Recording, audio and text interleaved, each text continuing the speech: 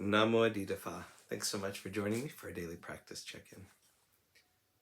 Listen, listen, listen. This wonderful sound calls us back to our true home.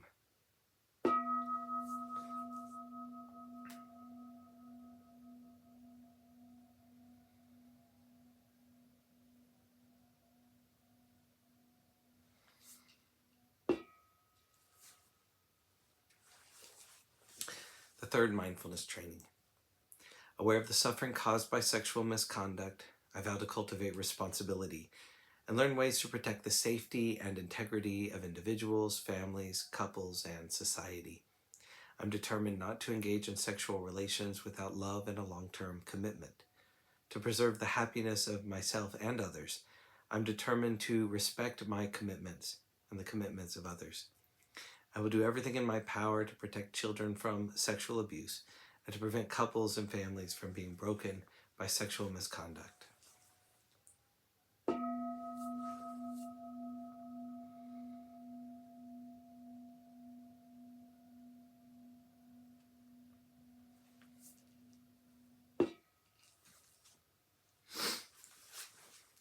For our Dharma lessons, we're reading More Than Mindfulness, Widening the Field of Practice by the Monastics of Abhayagiri Monastery. Today we're continuing in a talk by Ajahn Sucitto called Feeling Creates the Person. Feeling is not personal, but it is subjective. It begins the process that creates a person. Unpleasant feeling in terms of how we act can bring up the sense of being a person who has done wrong or who has been wronged or left out and so on. People in general carry a huge amount of this. Things happen in terms of action, karma, and the felt results of that creates this person. Then we become the confused one, or the one who's talked down to, or the one who's clumsy, insensitive, guilty, fearful, or doomed. Why is it that this kind of experience always happens to me? Then we carry around a doomed sense about things that we have no final control over, such as succeeding or missing the mark, pleasing or offending or confusing others. Then we become that flawed person again. Certainly it's good to work on how we behave and are responded to, but the success rate is not that high. Even in the case of the Buddha, people tried to kill him. So instead of trying to be the person who gets everything right, who everybody likes and is always feeling bright and never makes a mistake, we look at how things turn out and consider something could be strengthened here, something could be learned here. But what's really powerful and transformative is to not make a person out of feeling. So if you review your day, notice the places where something seemed to have gone right or gone wrong, and who you feel you have become by the end of the day, or in fact in any particular moment in time. Who is that? How is that? Perception means you have an impression, and impression generates the feeling. They come together. So perception is just another aggregate, and the normal response is the fourth aggregate, sankhara. This is the aggregate of activations, the mental agitations, the flurry and worry, the ill will, the sadness that occurs. We must be very alert around these activations. They can be quelled. It's not possible to not experience unpleasant feeling, but it is possible to not get the activations, or to contemplate the activations and to get bigger, wider, and steadier than them. This is practice, and it gives rise to quiet strength and clarity. The grasping of feeling lessens, and a coolness and steadiness arises.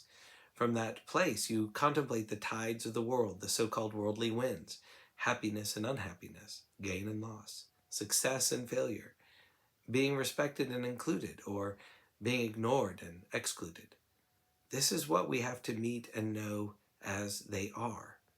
But in so doing, our full aware presence can stand in a place of steadiness. This is something that a person can't do. This full aware presence is the result of Dharma cultivation. Are you coming to the end of a period of, as you are coming to the end of a period of Dharma cultivation, take the opportunity to congratulate yourself. This is not egotistical, but based on the recognition that to cultivate true Dhamma is really tough sometimes. Living Dhamma is penetrative and meets lots of sensitive points.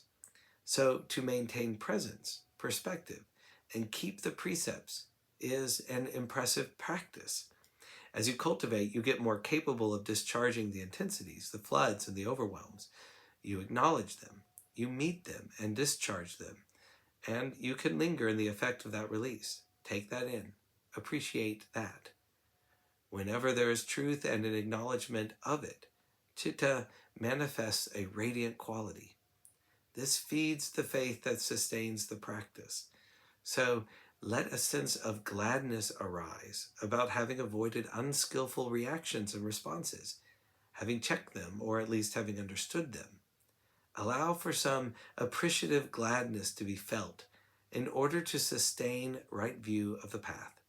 Because even though the path can be rocky at times, it goes one way, towards unbinding, dispassion, and release.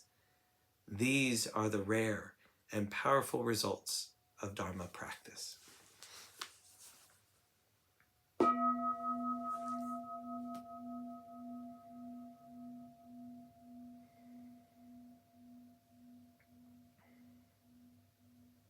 May all beings be well. May all beings be happy.